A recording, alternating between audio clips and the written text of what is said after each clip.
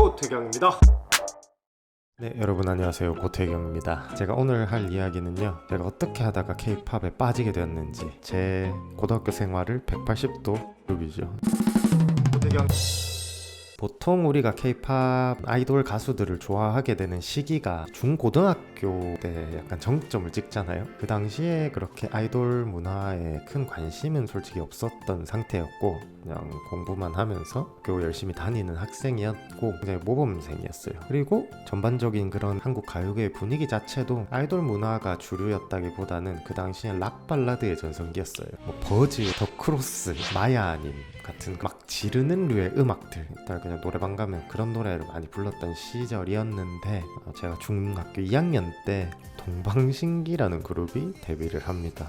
그 당시에 굉장히 센세이셔널했어요. 6명이 그냥 다 엄청 잘생기고 약간 노래도 허그인데 가사도 그때 굉장히 충격적이었죠. 어떻게 보면 학교가 난리가 난 거예요. 제가 중학교는 남녀공학을 나왔어서 반의 절반 정도가 여학생들이었는데 그냥 학교 등교해서 집에 갈 때까지 동방신기 얘기밖에 안 했어요. 여자애들. 학교 안에도 굉장히 다양한 팬덤들이 존재할 거란 말이에요. 그냥 다 동방신기였어요. 그냥 다 카시오페아. 그냥 하나밖에 없었으니까 학교 전체가 대동단결.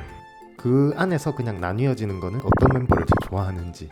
저는 좀 그런 쪽에 아예 관심이 없었으니까 그냥 이렇게 조직적으로 팬 문화가 이루어진다는 것도 충격이었고, 그때만 해도 크게 관심이 없었는데 2007년 제가 고등학교 2학년이 되던 시절에 소녀시대라는 그룹이 데뷔를 하게 됩니다.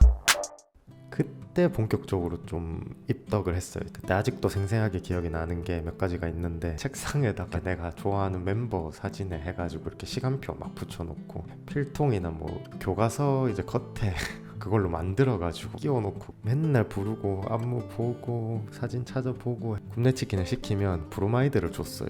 9명의 멤버가 완성이 되는 그런 브로마이드였는데, 그거 완성시키려고 그날부터 해가지고 하루에 치킨 3마리씩 계속 먹었었어요. 기숙사 방마다 브로마이드를 완성시켜서 붙이고 돌아다녔던 기억이 납니다. 그렇게 고등학교를 졸업하고 대학교를 가게 되는데, 보통 이제 중고등학교 때 아이돌 멤버분들을 굉장히 좋아하시다가 슬슬 대학교가 가게 되고 이제 20대 중반에 접어들면서 아이돌 문화랑은 조금 거리가 멀어지게 되는 것이 보통이잖아요.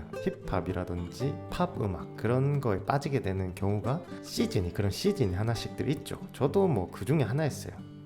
그렇게 그냥 계속 지내왔던 것 같은데, 유튜브를 하게 되면서 정말 초창기 영상을 보시면 그 리듬에 맞춰서 좀 표정이나 동작들을 좀 재밌게 해서 박자가 변할 때마다 이렇게 화면이 변하는 그런 영상들을 좀 만들기 시작하면서, 처음에는 외국 노래를 많이 하다가 K-팝으로 이런 걸 좀 한번 해보자 라고 생각을 했어요. 그래서 K-팝에 그때부터 좀 많이 관심을 가졌는데, 제가 제일 먼저 빠졌던 게 블락비 분들이었어요.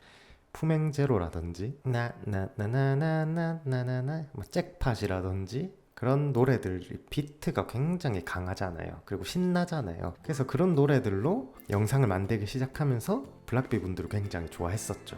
블락비 분들의 노래는 다 이미 영상을 거의 하나씩들은 다 만들었더라고요. 그래서 좀 더 영역을 넓혀보자 라고 해서 찾아보다가 알게 된 가수가 방탄소년단 분들의 초창기 앨범 중에 보시면 아시겠지만 뭐 호르몬 전쟁, 데인저, 등골 브레이커, 진격의 방탄, 팔도강산 같은 노래들을, 그런 노래들을 들으면서 노래 진짜 좋다. 그러니까 비트가 제가 원하는 좀 세면서 신나는 노래에 딱 부합하는 그룹이 그때 방탄소년단이었어요. 정말 초창기에 이제 블락비 분들의 노래들로 영상을 계속 만들다가 그렇게 하면서 점점 K-팝이라는 거에 관심을 가지게 되고, 또 다른 그룹이 없을까? 다른 그룹은 어떤 노래들을 하고 있을까? 하면서 계속 찾아보기도 하면서, 동시에 영상 스타일도 점점 변해서 지금 보시는 것처럼 그런 춤 영상을 하게 됐죠. 제가 지금까지 살아오면서 좀 K-팝에 좀 빠졌던 순간들을 한번 얘기를 지금까지 해드려 봤고요. 오늘 이야기는 여기서 마무리하도록 하겠습니다. 또 듣고 싶은 이야기가 있으시다면 댓글로 많이 남겨주시면 참고해서 또 다음 주제를 선정하도록 하겠습니다. 그럼 안녕.